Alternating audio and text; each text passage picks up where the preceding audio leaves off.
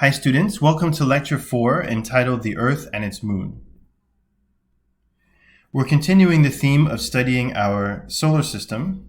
We began to discuss the solar system as a whole and some of the laws, the mechanics as we call them, that govern the motion of the planets around the sun.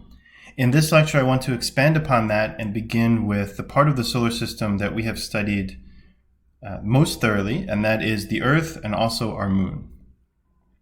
We studied these most thoroughly because they're close to us. We of course live on the Earth, and so it's important to study the Earth not just because it's our home, but also because if we're interested in planets other than the Earth, and even planets in other solar systems, exoplanets, then studying the Earth gives us a foundation with which to understand other planets. We'll come back to this idea later on in the course. For now, I would like to go through the basics of the Earth and its moon, and also the Earth-Moon system, the orbit of the moon around the Earth. One of the things I would like to try to do in this course is to emphasize scale. I mentioned this to you in the introductory lecture. It's very difficult to discuss scales, distances, in the universe or even in the Earth-Moon system because the universe is so vast. But I think that these few pictures here actually do some justice to the scale between the Earth and the moon. The first thing I want to point out is that the moon is much farther away from the Earth than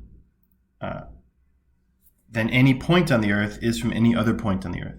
So you might think, well, if you fly from the US to the other side of the world, let's say Russia, China, Australia, some place like that, that's a very far distance. But you can see from this diagram, the top diagram here, that in reality, the moon is significantly farther than any distance you can travel on Earth, unless you're going around the Earth over and over again.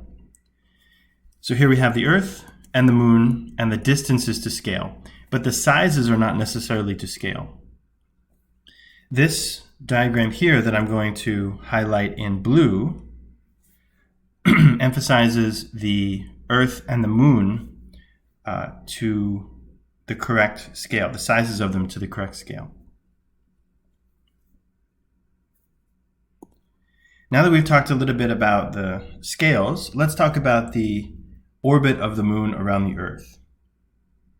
The first thing I want to mention is that the moon is tidally locked with respect to the Earth. What that means is that the same side of the moon faces the Earth all the time.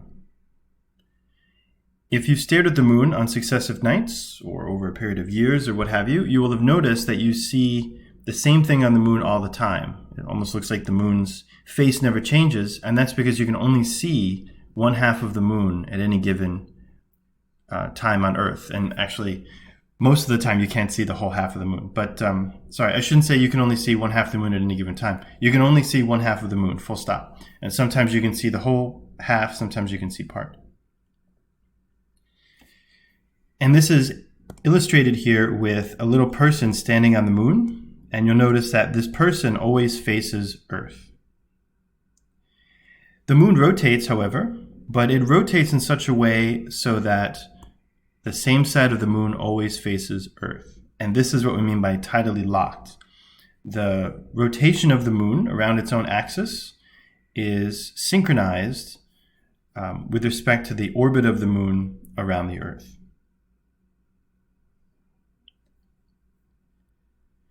I just want to point out that it's common for people to talk about the dark side of the moon. It's a famous album, of course, by Pink Floyd, but there's no dark side of the moon. Every part of the moon gets illuminated by the sun, but from Earth's perspective, we can only see one part of the moon. So there's a near side, which is what we can see, and then there's a far side of the moon, but the far side of the moon is not dark. I also want to mention that the moon's orbit around the Earth actually causes the length of Earth's day to lengthen by about 2 milliseconds per century. The Earth, in other words, was spinning around its axis faster in the past than during today. than it does today, excuse me. This amount of time, 2 milliseconds per century, seems quite small, but if you go back to the time of the dinosaurs, for example, Earth's day was significantly shorter than it was today. In fact, I have a specific computation here. 500 million years ago is a little bit early with respect to the history of the dinosaurs, but if we were to go back that long, we see that Earth's day was only 21 hours long. And so the year actually consisted of about 410 days, because remember, Earth's year is defined as the amount of time it takes for Earth to go around the sun.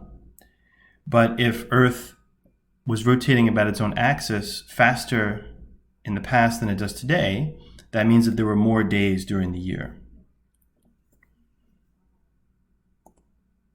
Let's talk about the internal structure of Earth. I'm going to put aside the internal structure of the moon in this lecture. If you are interested in it, you can look at this diagram, and there's information in the book about it.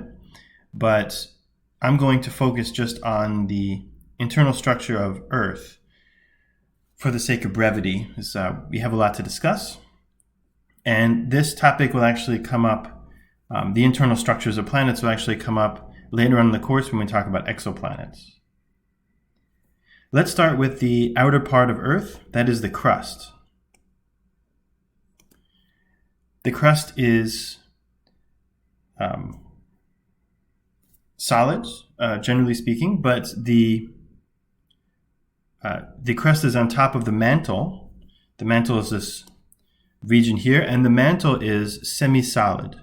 It's not totally solid, and therefore it can shift. And this gives rise to the tectonic activity, tectonic plates that you're familiar with.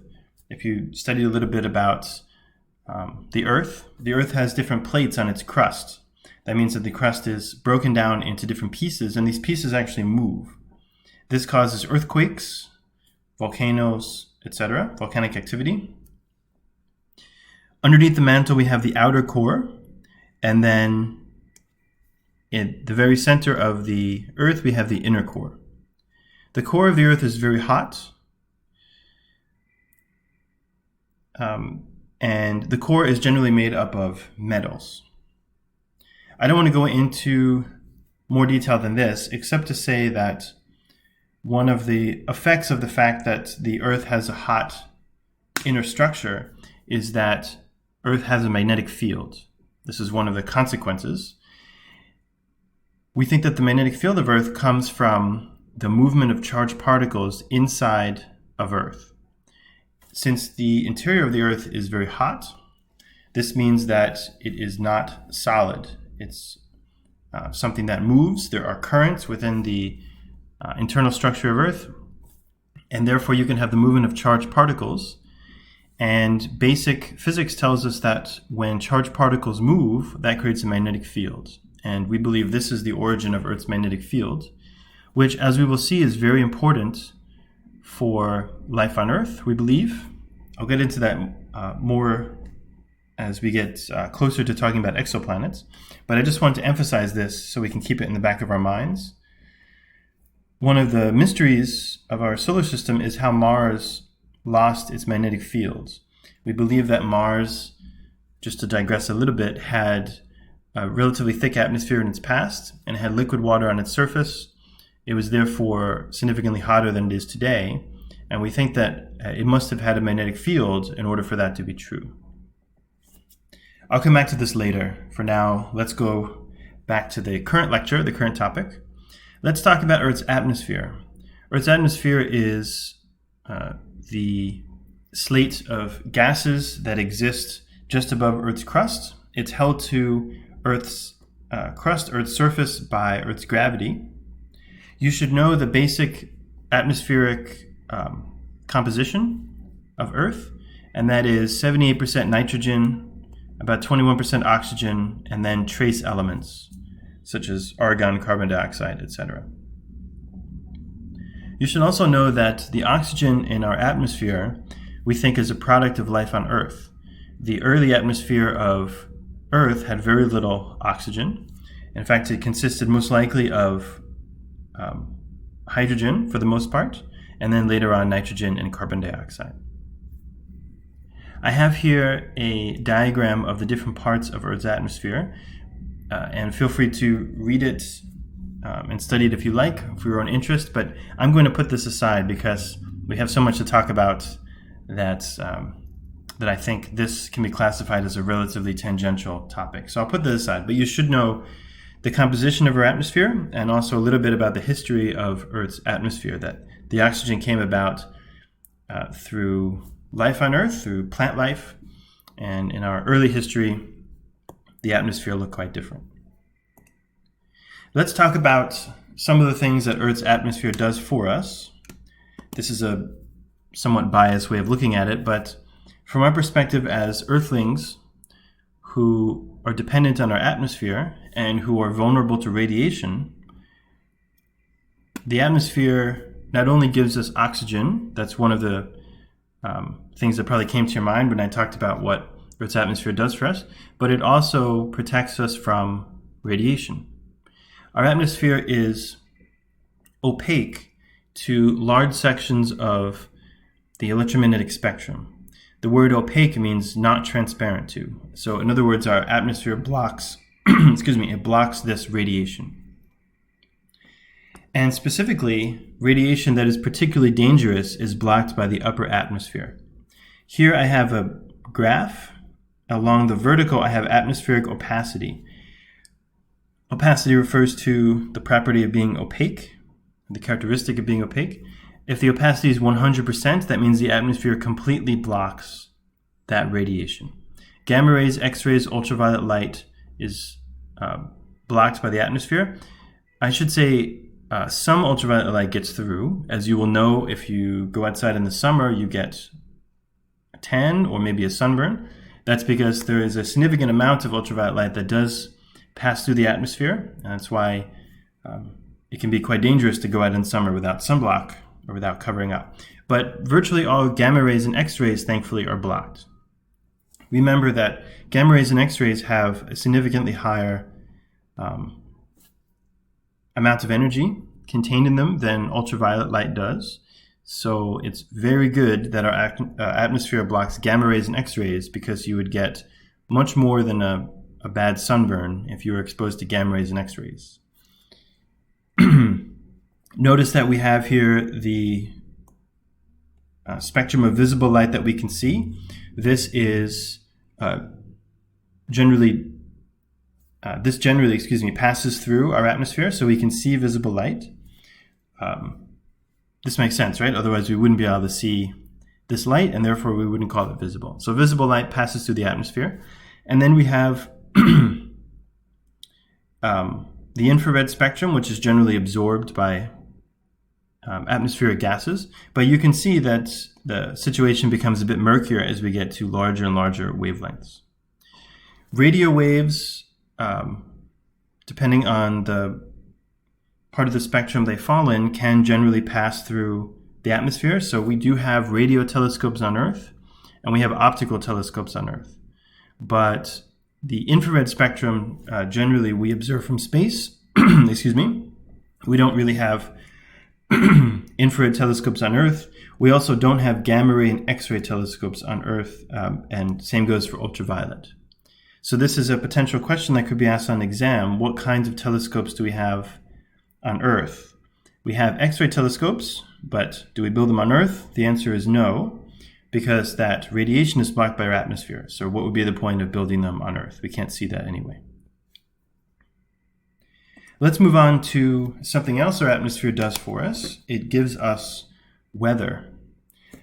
This generally occurs by the process of convection, which is the process by which hot air rises and cool air sinks.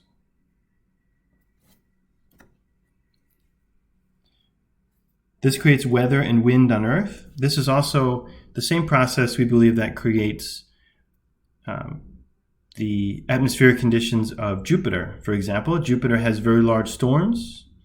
It has a particularly large storm called the Giant Red Spot, and we think that convection is one of the main processes, although the atmosphere on Jupiter is quite complex, so there's other stuff going on there too. Let us talk about yet another thing that our atmosphere does for us, and that is that it warms the Earth.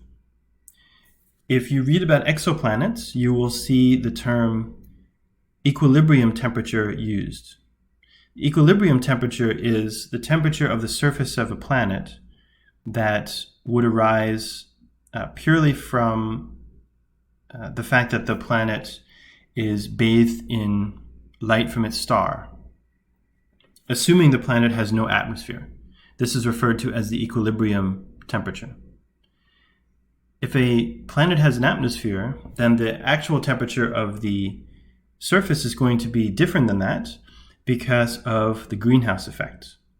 Let's just first talk about the Earth and what would happen to the Earth if it lost its atmosphere. The average temperature of Earth is around 17 Celsius. If we didn't have an atmosphere, it would be around minus 23 Celsius. I'm talking about the surface of the Earth now. Minus 23 Celsius is very cold. It's significantly colder than a cold winter day in New York. So we would not want to live on that planet. So it's good that we have an atmosphere. Let's talk about how this actually occurs. How does the atmosphere artificially warm up the planet? Well, as you know, we have sunlight that comes in from the sun and warms up the Earth.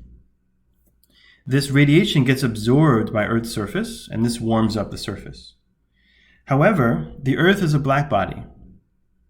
Remember we talked about black bodies and black body radiation. The Earth is a pretty good black body, and so it radiates back out into its environment energy. And it radiates energy in the part of the electromagnetic spectrum that corresponds to its temperature. The temperature of the surface of the sun is around 5800 Kelvin, so the sun emits light in the visible part of the spectrum, visible UV mostly. The temperature of the surface of the Earth is around, well, if we are looking at this just very roughly, it's around 0 to 10 to 17 Celsius, something like that. Sometimes minus 10 or minus 20. But in that range, the radiation that's going to be emitted is in the infrared part of the spectrum. Earth, therefore, emits back out into its environment infrared radiation. And if we didn't have an atmosphere, all of this radiation would go back out into space. However, we do have an atmosphere, and the atmosphere consists of, in small part, some molecules that absorb infrared radiation, such as carbon dioxide. There's others, but these are known generally as greenhouse gases. Carbon dioxide readily absorbs infrared radiation, and therefore, instead of this energy escaping into space, it's trapped in the atmosphere. This artificially raises the surface temperature of the Earth by a considerable amount, by about 40 degrees Celsius. And the amount of carbon dioxide in our atmosphere is actually quite low.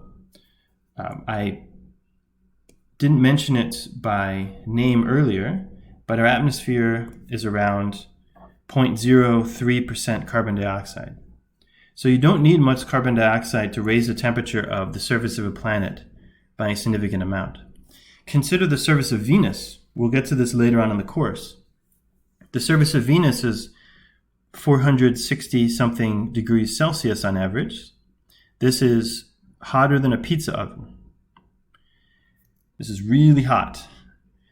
And the reason is because Venus has a very thick carbon dioxide atmosphere. Venus is closer to the sun than is Earth, but that's not the main reason for why it is the hottest planet on average in the solar system. Mercury is much closer, and yet Venus on average is hotter.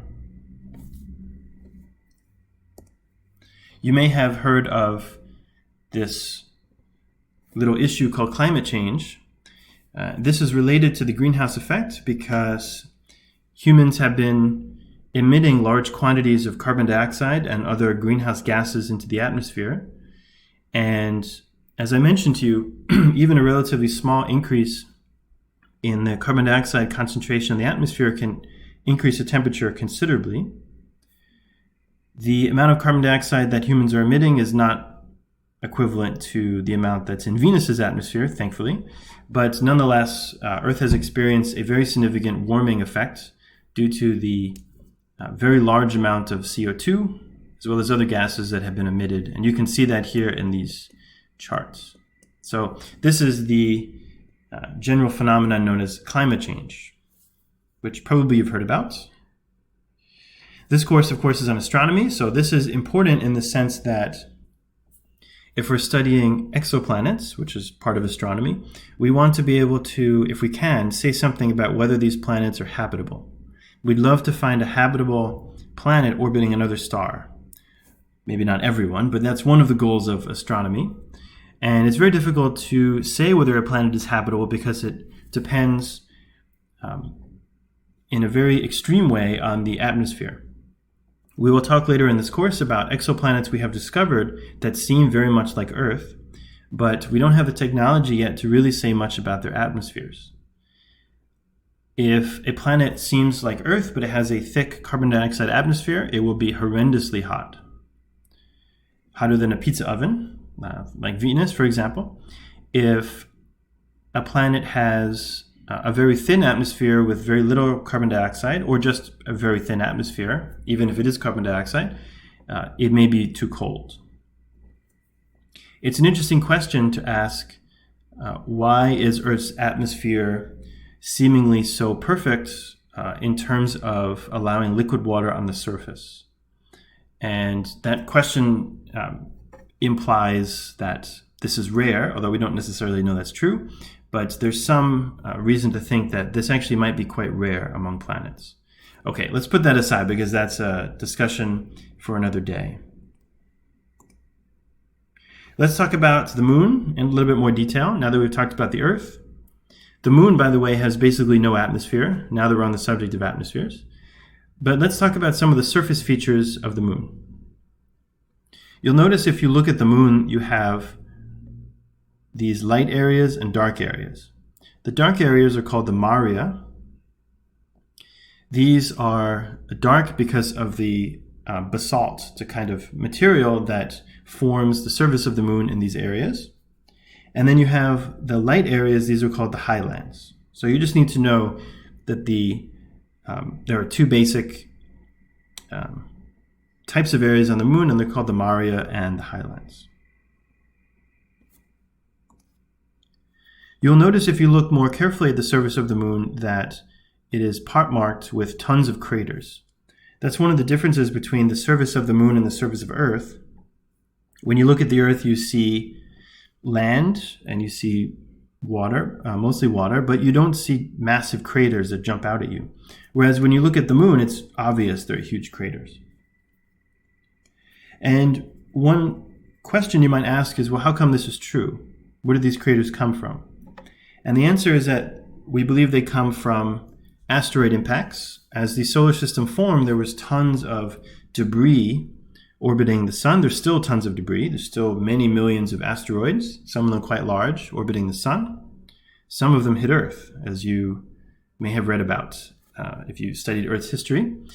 And many of these have also impacted the moon. Now you might ask, well, how come we can't see these impacts on Earth's surface? Well, you can see some, but they're obviously much rarer. And it's not because the impacts are rarer, it's because Earth has a climate, Earth has weather, Earth has an atmosphere, and the atmosphere tends to smooth out the surface of the Earth. Therefore, the reason we can't see many craters on Earth's surface is just because they've been smoothed out over many millions of years by the atmosphere. The moon has virtually no atmosphere, and so craters that formed billions of years ago you can still see today. This is one way to think about astronomy, particularly planetary science or the science of moons, for example. If you see a moon or a planet that has very obvious craters on its surface, then the first thing, maybe not the first thing, but one of the things you should think about is the fact that it has no atmosphere. Because if it had a thick atmosphere, these craters would very likely be almost all smoothed out.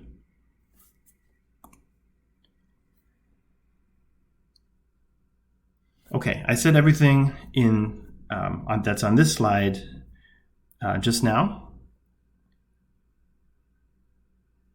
So let's move on to the next slide. Okay, I'm going to post links to these videos. I don't want to show them in this video here that I'm making. I just want to say this in words. I can't help but mention that there was a very famous experiment that was done on the moon when people went to the moon, in which astronauts dropped a hammer and a feather. There's a famous statement by Galileo, famous astronomer, physicist, in which he said that if you were to drop a hammer and a feather, if there's no atmosphere, in a place where there's no atmosphere, they would fall at the same rate. And this was a statement about gravity, that gravity actually accelerates all objects at equal rates to its surface. Obviously on Earth, a hammer and a feather do not fall at the same rate, but that's because of the atmosphere. And so this experiment was done on the moon, and indeed they fall at the same rate. I will post these links in this learning module, but I won't show them here in this lecture. Let's talk a little bit about magnets and magnetism. This seems like we're going off on a tangent a little bit, but actually this is highly relevant because remember I mentioned to you earlier that one of the takeaways from the study of the internal structure of Earth is that because Earth's internal structure is hot, it's therefore not completely solid. It's something that moves around. Therefore, Earth has a magnetic field. And we think that magnetic fields are very integral to biological life. So let's just go back and talk about what are magnetic fields, where do they come from, and then let's talk a little bit about Earth's magnetic field. Let's talk about charges, actually. Charges come in two forms. They come in electric charges and magnetic charges. An electric charge can be isolated. You can put a single electric charge in the lab, or you can put it on your desk. In practice, these are difficult things to do. But in principle, you could grab a single electric charge and put it in your pocket. A single electric charge would be something like an electron. An electron is a negative charge, or a proton. A proton has a positive charge. And these are isolated, can be isolated in the sense that electrons and protons are not connected together necessarily. You can take an electron out from an atom, as we've studied a little bit, and you can just hold it in the lab or do something with it or shine light on it or something like that. But magnetic charges don't work like that. A magnetic charge cannot be isolated. There are magnetic charges, but they always come in pairs, and these pairs we call magnets. You may have heard of a magnet. A magnet always has a positive end and a negative end, a north pole and a south pole. The north pole is the same thing as the positive end. It's just different language for the same thing. And you can never separate the north pole and the south pole and isolate them. If you break a magnet in two, then you end up with two magnets, each of which has a north pole and a south pole. And you can keep doing this forever in principle. In practice, you cannot break down a magnet into infinitesimal magnets because eventually you'll destroy the ferromagnetic properties of the magnet. But in principle, you can keep going forever, and you'll never actually isolate a single magnetic pole, a single charge. This is one of the mysteries of the universe, actually. Why are there no magnetic charges that are isolated? A magnetic charge that's isolated, by the way, is called the magnetic monopole. This is a single isolated magnetic charge. And one of the questions that we have about the universe that we'd like to answer is, how come we don't have any of these in our universe, evidently? We will talk about magnetic monopoles perhaps a little bit later in this course when we get to cosmology. This is one of the questions that arises. But for now, we'll just remember that there are no magnetic monopoles as far as anyone knows. Here is a nicer diagram depicting what I was talking about before with regard to magnets. Let's first actually talk about how magnets attract and repel each other. You perhaps have seen this in some previous class, but let's just make sure everyone's on the same page. If we have two magnets here and we orient them so that they have unlike poles close to each other, then they will attract. So unlike poles attract, similar to electric charges. Electrons are attracted to protons and vice versa. On the other hand, protons repel each other and electrons repel each other. So a north pole will repel a north and a south will repel a south. Over here, I have a much nicer depiction of what I was trying to draw earlier. Specifically, if you cut a magnet in two, you have two magnets. Each of them has a north pole and a south pole. By the way, this is referred to as a dipole. Di refers to two, so a dipole means two poles. That's all it means. In other words, each magnet has a north and a south pole. And you can keep going and you'll end up with 4 magnets, 8 magnets, 16, etc. Each has a north pole and a south pole. Now, why is this significant in terms of astronomy? It's significant because the fact that there are always two poles, a north pole and a south pole, stuck together, means that the fields that arise from magnets that transmit the magnetic force, we call these magnetic fields, these fields always come in loops. Here is a cartoon depiction of a magnet that is sitting in a box of iron filings. You may have seen this experiment done at some point in a class. You can take a bunch of iron filings. These are like little particles of iron. They're more like beads of iron. They're not actual particles of iron. But these are small grains of iron that are just placed randomly in a box. And if you place a magnet in that box, that magnet has a magnetic fields, which forms loops, and the iron filings will align themselves along the magnetic fields. And therefore, the iron filings will actually show you what the magnetic field looks like. And here's what it looks like. We have lines that go through the North Pole and then around to the South Pole, like this. And notice that these lines, I'm doing a terrible job drawing them, but these lines always fold in on themselves. In other words, they form loops like this. You may think that this is a familiar concept, loops. And you'd be right, because I mentioned that on the surface of the sun, which we will study later in this course, there are charged particles that are emitted in these huge, what we call coronal mass ejections. And there's tons of other activity on the surface of the sun involving charged particles. And you'll see that this activity often forms these loops. And the reason it forms loops is because magnetic fields naturally form into loops.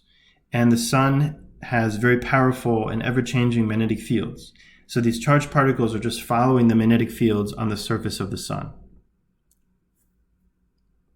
Of course, we're talking about Earth in this lecture, so let's go back to Earth. Magnetic fields are very important in astronomy, particularly when we're talking about the study of stars and planets.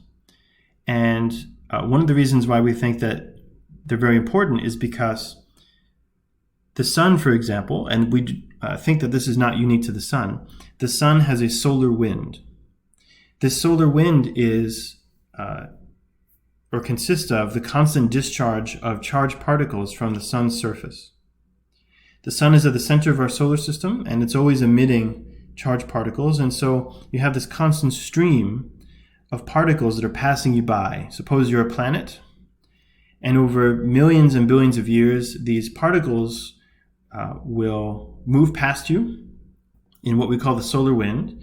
And if you have an atmosphere, this atmosphere can be stripped away from you over many millions of years. We think this is what happened to Mars. I mentioned earlier that Mars has a very thin atmosphere today.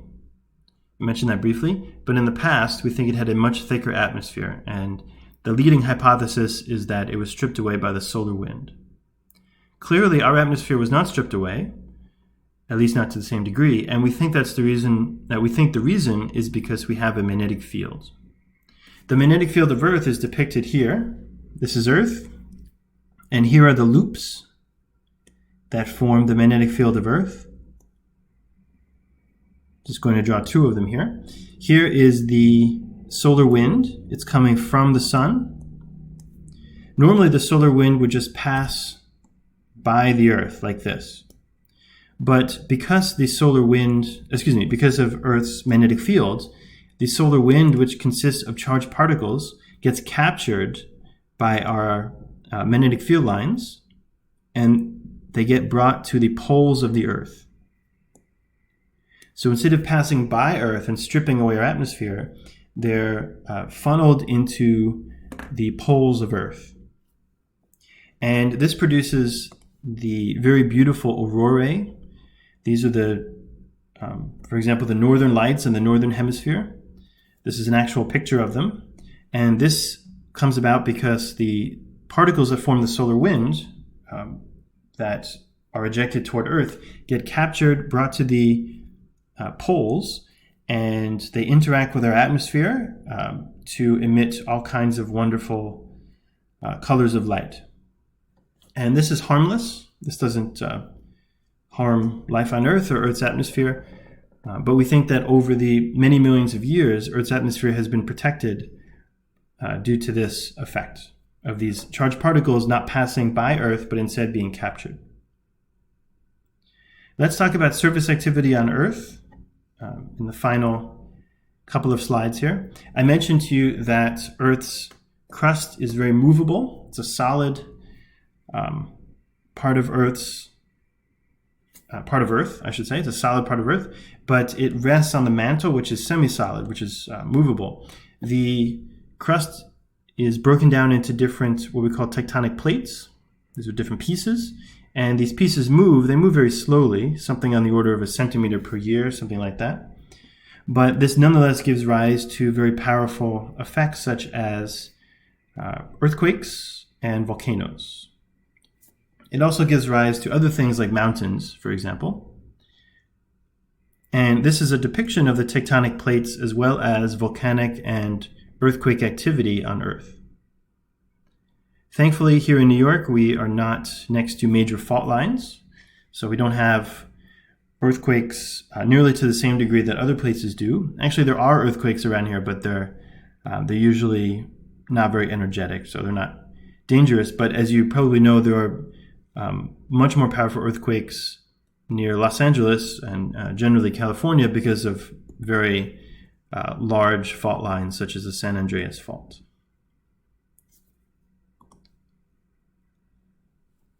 I actually already talked about tectonic activity, but this is a cartoon depiction of how it occurs. You have the crust, which rests on top of the mantle. And I mentioned to you that convection is not just something that happens in Earth's atmosphere. It happens in Jupiter's atmosphere, and it happens in the mantle of Earth, actually. Hot bits of the mantle will rise, and cool bits of the mantle will fall. And this gives rise to convection cells and the motion of the tectonic plates. Excuse me, that's what I'm trying to say. I also have a little calculation here. The plates generally move around 1 centimeter per year, roughly speaking. And so you can actually estimate how far a continent will be expected to move over, let's say, 100 million years. And it's not a very difficult computation. Over 100 million years, we would expect a continent to move around 10 to the 8 centimeters, since 10 to the 8 is 100 million. This corresponds to 10 to the 6 meters. That's 1 million meters, which is 1,000 kilometers.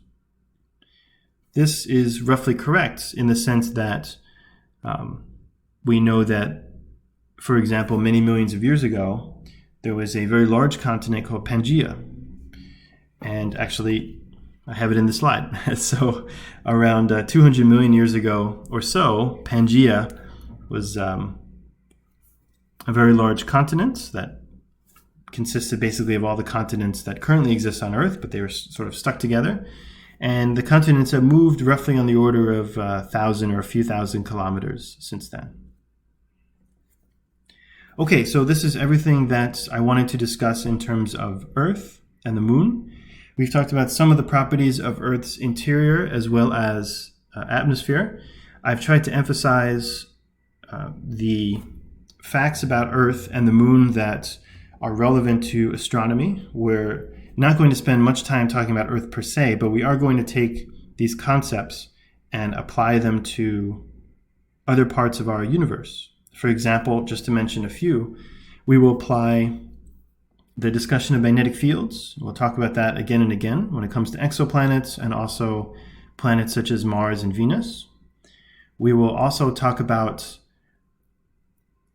the related fact that the interior of the Earth is hot and how Mars is, for example, much smaller than Earth, and this may be why Mars's interior is not hot any longer, it's cooled.